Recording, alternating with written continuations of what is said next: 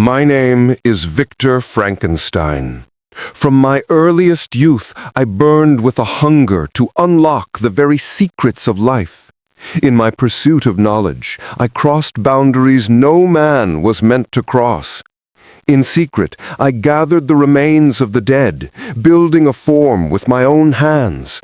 The storm raged as my ambition reached its peak, and with a spark of lightning, my creation stirred.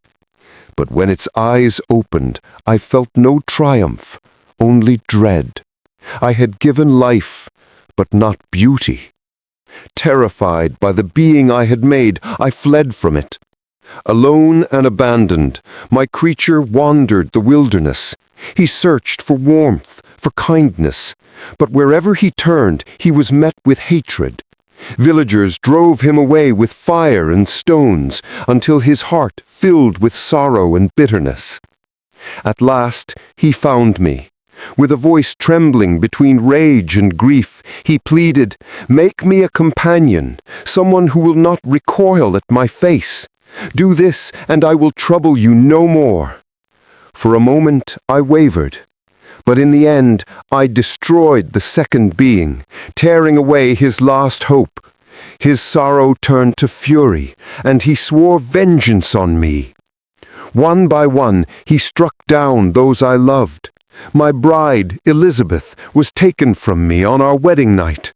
Her lifeless body lay in my arms, and in that moment I knew I would never know peace again. Mad with grief, I chased him across mountains, through storms, and into the frozen wilderness of the north. My strength failed me on that endless ice. There, at the edge of the world, I lay broken, destroyed not only by the monster I had created, but by my own pride.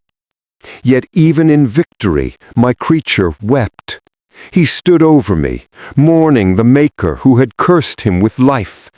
Then, with sorrow deeper than the sea, he vanished into the white silence, alone, forever exiled, a soul not made of evil, but of endless loneliness.